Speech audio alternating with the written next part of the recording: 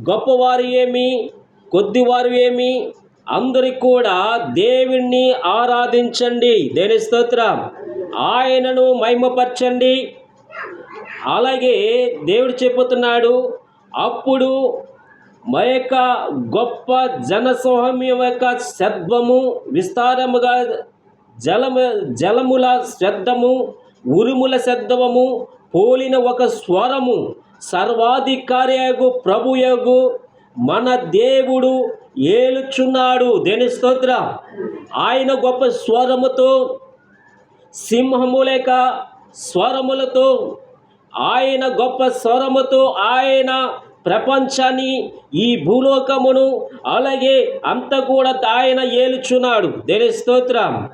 అలాగే ప్రియమైన వాళ్ళరా, ప్రభు మన దేవుడు ఏలుచున్నాడు. ఆయనను స్తుతించండి. హల్లెలూయా.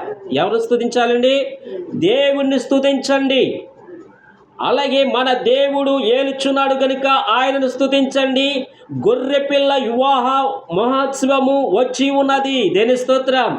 ఏమి వస్తున్నదండి? గొర్రెపిల్ల వివాహ మహోత్సవము వచ్చి ఉన్నది కనుక ఆయన భార్య, ఎవరి భార్య? దేవుని యొక్క భార్య తన్నుకు తాను సిద్ధపరచుకునొచ్చున్నది. హల్లెలూయా.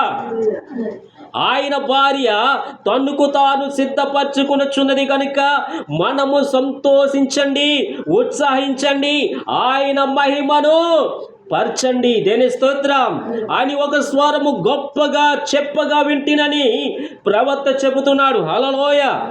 ఇప్పుడు దేవుని యొక్క మరి భార్య, వధువు అని పిలువబడుతున్న వాక్యమైన వధువు. దేని స్తోత్రం. ఆయన భార్య తన్నుకు తానుగా సిద్ధపడుచుతున్నది. హల్లెలూయా. ఎక్కడ సిద్ధపడుతుందండి? భూలోకములో తన భార్య తన్నుకు తాను సిద్ధపరచుతున్నది గనుక, తన్నుకు తాను అలంకరించుకున్నది గనుక దేవుని స్తుతించండి, ఆయనను మహిమపరచండి. హల్లెలూయా.